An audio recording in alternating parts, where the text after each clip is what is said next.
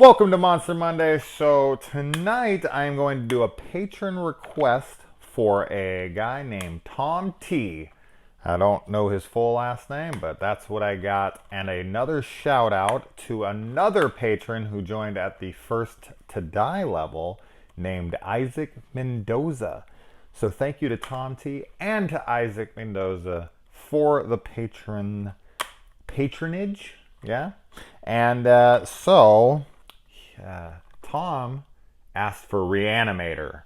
I feel like he's trying to manipulate me a little bit because he probably knows that I'm a completist, and he's like, all right, I'll pay for one movie request, and then I'll review. I'll ask for a movie that has two sequels, and then he'll be forced to do the other ones. Well played, sir. Well played. I don't know. We'll see. We'll see. It is in my head right now, like, oh, I really want to watch Bride now. All right, anyway. Okay, moving on. So, this is an adaptation, a very loose adaptation, so I've read, of H.P. Lovecraft's short story. Did that guy ever have any long stories? But yeah, so we got, and I guess H.P. Lovecraft had said that it was essentially like a parody of Mary Shelley's Frankenstein. Now, I'm really curious on what the original story is like, because it says it was like really loosely based. I just, having watched this movie and knowing what H.P. Lovecraft's work's like, watching some of those more accurate depictions of his work, you know, I don't know what some of the titles are, but I've watched some of those ones where people are like, oh, this is like very similar to how it's right. It's nothing like this movie. Nothing at all. This one is way more juvenile at times and silly. So I don't know. I don't see this being any style like H.P. Lovecraft. But all right. So this is the directorial debut of Stuart Gordon, which I thought was interesting. Shout out to Katie Wu, who probably just had the Session 9 "Do It, Gordon." I did as well. As soon as I said that. Must be hard to watch freaking Saw, huh? Dr. Gordon? You'd be sitting there the whole time. Do it, Gordon. All right.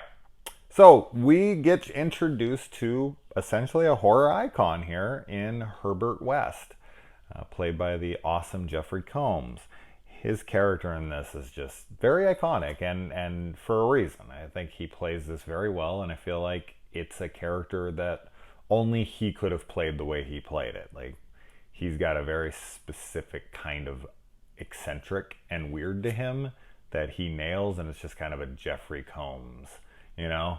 Some people just have that, almost like a Crispin Glover or something, you know, where it's just like, there ain't nobody like Crispin Glover. There ain't nobody like freaking Jeffrey Combs. So I like that he kind of gives it to him here. Gives him his persona. Now, that being said, I feel like Jeffrey Combs is almost essentially the same dude in everything I've ever seen him in. So I don't know how much of this is acting and how much of this is just Jeffrey Combs, but it doesn't matter. It's still a freaking great character. All right. We got this opening here where Dr. West is experimenting, of course, and this guy, when he turns around, he has like the bulging eyes, and then they burst. Great effect. Then we get there's been a lot of Psycho music homages in film before, but I don't know if I've ever seen one rip it off harder than this. Like, there's not even an attempt to hide what they're doing here. I know Friday the 13th and other movies have a lot of similarities, but this is just like, when it starts, it's like, that's the Psycho theme. Like, full on. You almost need like Vanilla Ice to come in and defend it. See, theirs is din din din din din din, and mine is din din din din din din din. Oh man, that's like one of the funniest fucking arguments you've ever seen. If you haven't seen that video of him defending his Ice Ice Baby versus Under Pressure, it's really, really fucking funny. Anyway, all right, where are we? And So then we go into our opening here, and Dan, he is trying to revive somebody, and he just can't call that time of death. He just can't give up on this person, which I actually think kind of is funny on how this plays in later in the movie, because it like sets up the lesson for him to learn later, you know, at the very end of the movie when Megan dies. We'll get there though. I'll save that for the end. But this would be one of the hardest things for me for sure, as a doctor, to just be working on somebody, and you know, you watch movies. I don't know what it's like really in the ER. I don't know. I've never fucking revived somebody. I've never brought somebody back from the dead like that. But man, like that moment where you just like, you're like, okay, that's just too much. And there's, you know, there's those movie moments where they're like, no, one more try, and then they do it and they come out and the people are like, oh, I can't believe it. What if you just didn't do that one more time? And my brain would, like, every single time I would go to stop, I would always be like, what if you just did one more? And that question must plague some doctors, really. I'm sure there's some that are just like very like, you know,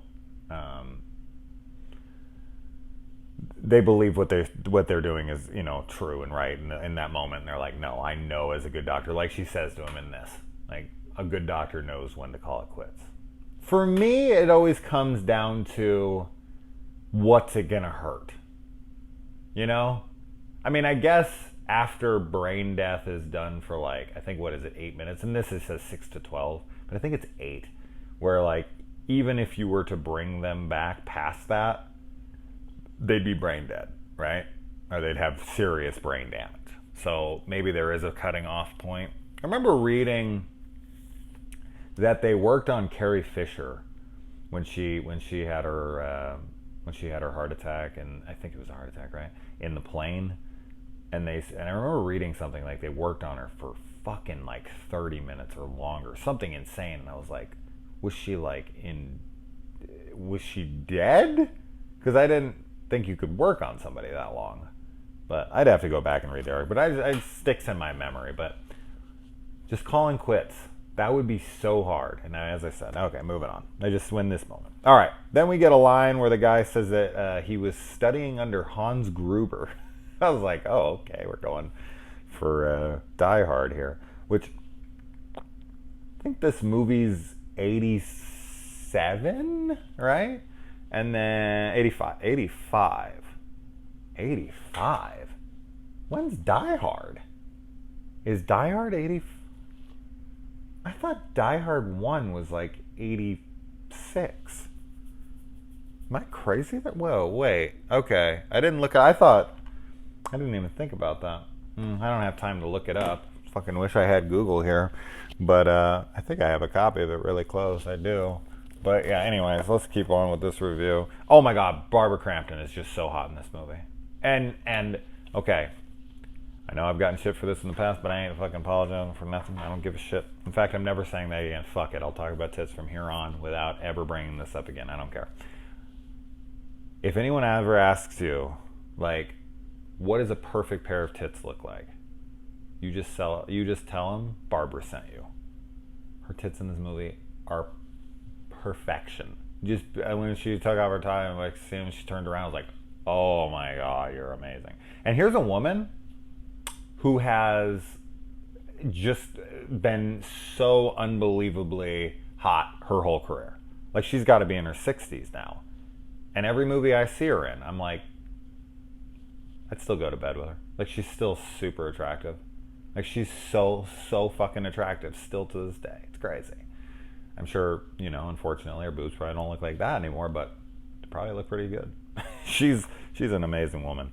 But yeah, she is so damn hot in this movie. Anyway, I was hoping to grab. And okay, so here's a tip. When you have a room for rent, if you ever have a room for rent, and if you have a girlfriend, especially one, or a fiance, which I actually gotta talk on that for a minute, because I thought the dad was aware they were engaged, but then I maybe not, because he calls her his fiance, but then the dad thinks it's just the study buddy, but they're actually just engaged behind his back. But she's constantly over, and then he's like, "Oh, are you fucking dating my daughter?" And it's like, they're fucking engaged. I could never. I couldn't do that. I couldn't be in a secret relationship like that. If I was like crazy in love with somebody and I wanted to be with them, and like just having to play around their parents who don't think I'm good enough for them, like that whole that whole hidden romance because one thinks they're better than the other, the family anyway. Oh, I couldn't do that, man. That would be... Anyway, okay, getting back to what I was trying to say in the first place. If you have a room for rent and a guy shows up and not only did he take down your flyer so that no one else can see it, which is kind of suspect in itself, and he's acting weird as fuck. When your girlfriend tells you absolutely not, like scared looking, I don't want this guy living in your house, listen to her. Okay, for so many different reasons. But now, you don't want to let your girlfriend control your life, obviously, but in this situation, and obviously she was correct, and she should have, or he should have listened, but 88. Oh. So then this Hans Gruber, wow, okay, so this Hans Gruber's before this Hans Gruber, 85. Holy shit. Is that where they got this name? Is that? Okay, I thought they were ripping off Die Hard here, but mystery solved. Re-Animator came out before Die Hard, and we got a Hans Gruber. Interesting. All right, someone's going to leave me some trivia below or something, and I'm going to feel like an idiot. I don't care. All right. Anyway. Oh, man, could you imagine if you were coming home after this guy, your girlfriend's like, no way, and then you come home and she's in his room and you find this fucking dead cat in there and she's screaming and he's being all awkward. Out. Especially that's like a cat he loves. No fucking way. Any cat. I mean, I'm not saying you have to love the cat. If you killed a fucking cat, oh my god, you should. Oh, I can't handle anyone who treats animals poorly. Drives me nuts. But when he takes the cat and they're fighting it down in the basement, he throws it against the wall, and then they bring it back to life again with a freaking broken spine. That thing must have been in agony. How did that cat really die?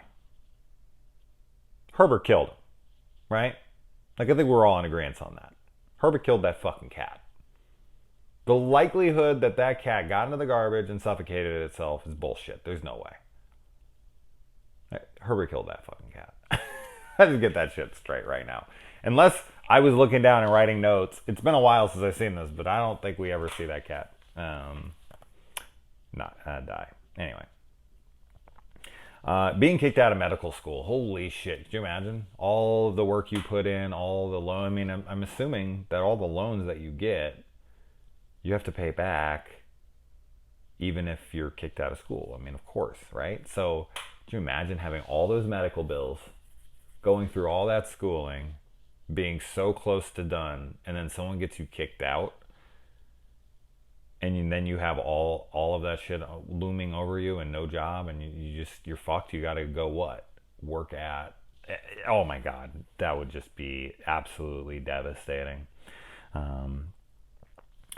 I like how when they bring Herbert into the morgue, he has a toe tag on his toe, and when they get up and he goes to put his shoes on, he just throws his sock and his shoe back over his foot without ever taking the toe tag off. I was like, you would feel that in there, man. That would be really uncomfortable. And then when he's talking to him, he also has food in his teeth. It's real clear. It's like in one of these teeth or something really right there. So, charm of older movies. They usually miss stuff like this. The glow stick liquid that is the reanimation liquid is kind of iconic to itself. The zombies. I mean, I was reading in trivia of the books that essentially H.P. Lovecraft's Re-Animator was essentially I think I just said essentially twice there. Fuck me. All right, whatever.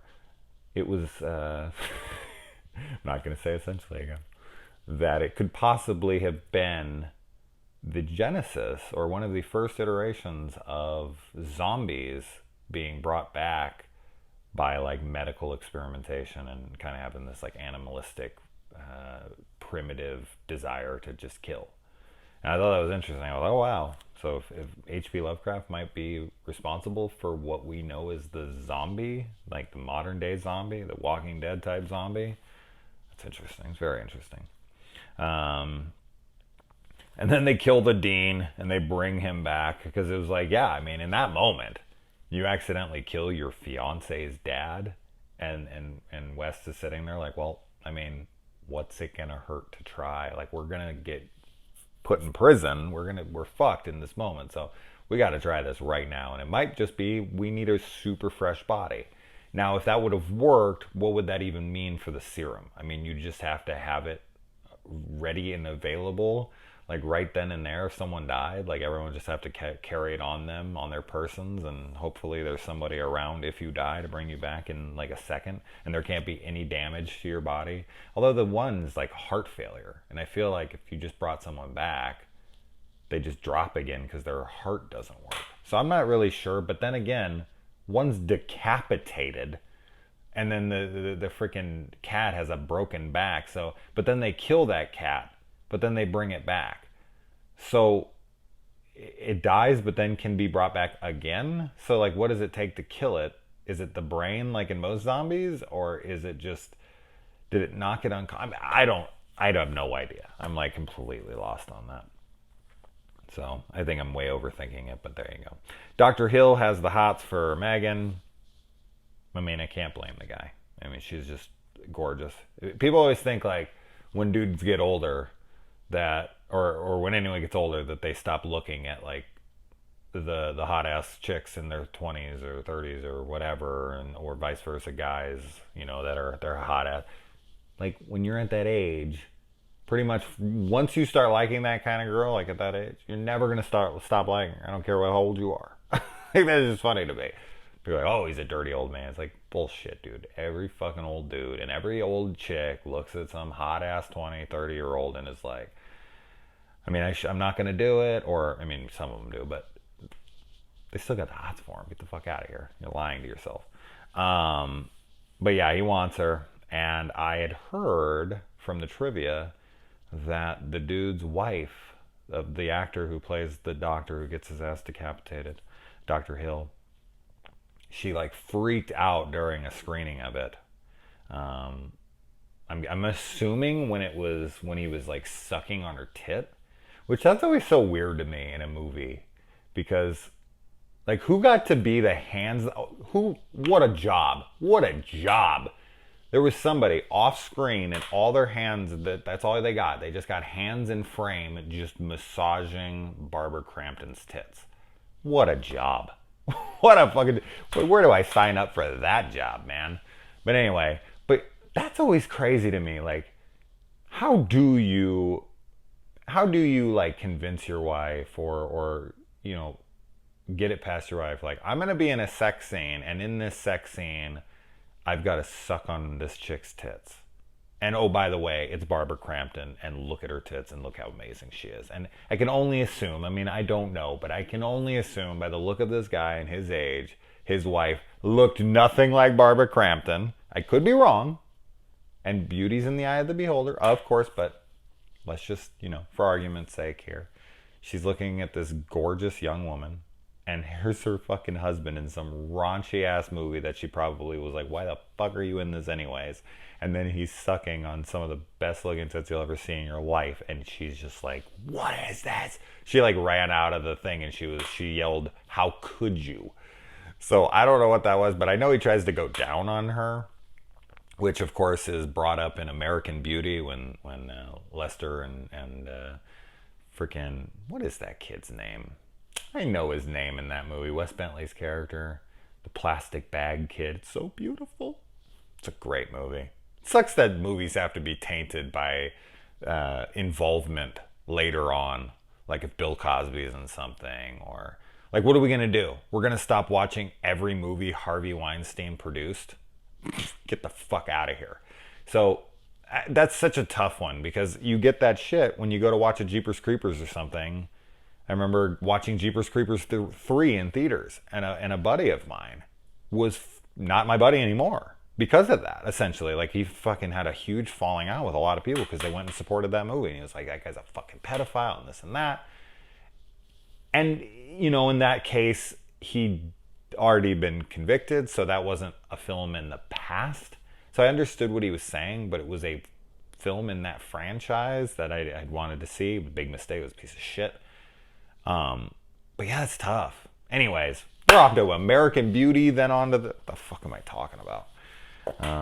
But yeah, how do you convince your partner that sucking a pair of tits in a movie is just acting? There's no way in that moment that you're putting your mouth on Barbara Crampton's tit that you're not excited about it. There's just no fucking way. I'm sorry. That's just not possible. Or those sex scenes. I remember reading that article, like, that conspiracy, essentially, that, like, I want to say it was, like, Original Sin. Isn't that, like, Antonio Banderas and Angelina Jolie? And there's, like, the rumor that they were actually fucking in their fuck scenes. In their fuck scenes, really. In their sex scenes. I guess it is a fuck scene. I don't know. Whatever. I don't think I ever saw the movie. But yeah. I mean, maybe. But yeah, I mean, how do you do those like in really intense sex scenes and like suck on each other's tits and move all each other and all that stuff and not like get hard, not get weird? Like, I couldn't do it. Especially if you're in fucking Angelina Jolie. Come on, man. You're just asking too much. Anyway, I talked about that for a long time. I went a lot of different places with that, but a lot of people say that's what they're here for. They're here for the rants. So that's what I'm good for. All right. I like he decapitates him with a shovel. Fucking hits him over the head and then just brings it down and then puts his foot on it and just completely decapitates him. How hard would it be to decapitate someone with a shovel? I would suppose pretty fucking hard. Even if like you put it into their neck and stuck it in there and then like jumped on top of it and brought your weight down, I'm not sure it would fully go. I guess it would depend on how much you weighed and the angle and all of that, but it just, heads come off so easily in movies. Remember, I was just watching Hatchet 1 or 2, I think it was 2. But anyways, yeah, he throws intestines over a guy's neck and pulls it hard and the guy's head pops off. Now, of course, that movie's being silly, this movie's being silly, but heads always come off so easily in films, and I have a feeling they would come off. It would be much harder to get them off than that. And I have a lot of Barbara Crampton's tit notes. This is ridiculous. Man, I think I'm hard up. And then, yeah, so as I said, the doctor tries to give her head waka waka. I can't even believe I wrote that joke down. That's pathetic. You know how many times that joke's been made from people who watch this movie? An ungodly amount of times, so I'm almost disappointed in myself. But I wrote it down. I'm going to talk about it. And then, yeah, so he makes this like zombie army when they come in. And I like how they're all just kind of patiently waiting under the sheets for his command. Now, I know he's drilling into their heads to command them, which I'm pretty sure, if memory serves me correctly, I'm not big on the whole serial killer thing, the actual real serial killers. But isn't that what Jeffrey Dahmer was doing? Wasn't he like experimenting on those guys and like drilling into their head and pouring battery acid in there? And that's like one of those guys that got out of his apartment and the cops actually like relinquished the dude back to him and into his custody. He said he was like his cousin and he was drunk from the night before or something like that. I just remember the movie with Jeremy Renner. And I just pretty sure, I don't know how accurate that was to life, but I'm pretty sure he was drilling holes in people's heads trying to make them into zombies so they'd never leave him. He had like abandonment issues or something. But yeah, so that's kind of what that reminded me of. That being said, I'm not 100% sure on the accuracy of that. That's what my mind remembers of the Jeffrey Dahmer events. And then the dad actually like has a moment where he could kill his daughter, freaking Dean Hazley, and he comes in and he's about to kill Crampton, and she's being ripped apart basically by every one of them, and she's like pleading for her father, and he has like his Darth Vader moment. He lifts him over his head and throws him. No, he doesn't do that, but he grabs him and pulls him over, and then they actually grab him limb for limb and pull him in half. And then I guess an overdose of this elixir shit turns these creatures into like thing-like creatures, because it can shoot its intestines around, and it like strangles Dr. West and pulls him into the mist. There's nothing out there, nothing in the mist. Yeah, this guy, like, it shoots out, wraps around his face, and it looks like a tentacle pulling him into the mist, and we don't see him again. So if they never made another one, we would assume he died, right? I mean, essentially. And then he couldn't get, like, freaking Dan really couldn't get that hand off of Megan's neck? Really? Like, dude. Come on now. You had to run all the way across the place, grab an axe, come back, chop the dude's arm off, and then she was suffocated. I mean, she wasn't even dead like a couple seconds. I mean, I guess he could have crushed her fucking like trachea and like stuff in there, but I don't know, man. This guy's a doctor, and she just went out. Like, she was still screaming as he was chopping into the arm, and it fell off, and then boom, he grabs it, pulls it off her neck, and then she's just dead, and that's that. So then he brings her in, and he works on her for like fucking 10 seconds. For seriously like 10 seconds. And then the chick's like, it's time to stop. And he's like, yeah, you're right. Lesson learned from earlier in the movie. I guess I won't give it 10 more seconds. This chick's been dead for like 2 minutes. He worked on her for 10 seconds, and she's like, that's enough. That's enough. Like, what the fuck? And then he's like, all right, fine, I'll just give her the shit. Now, I don't know if they explain what happened to her in the next movie. It's been way too damn long, so I'll be curious on if Megan's mentioned and what happened to her. But, yeah. Fun movie. Short. It's only like an hour and 20. On IMDb, it said it was an hour and 45. And so I was waiting, and a movie was like really close to the end, and I was looking at the clock over on the wall, and I knew what time I had started it, and I was like, there's no way there's 20 minutes of this movie left, 25 minutes of this movie left. And then I hit it, and I was like, yeah, it's only like an hour and 20, but it's a fun movie. So there you go, Tom T. Thank you for your patronage. I really, really appreciate it. I actually just lost my job, so the Patreon is definitely helpful at the moment. I'll hopefully get it replaced here pretty quick, but anything helps right now, guys. But there you go, Re-Animator. That was a fun one. Maybe I'll do Bride soon. You tricky son of a... No. All right. Thank you so much, and thank you to Isaac as well. Good night.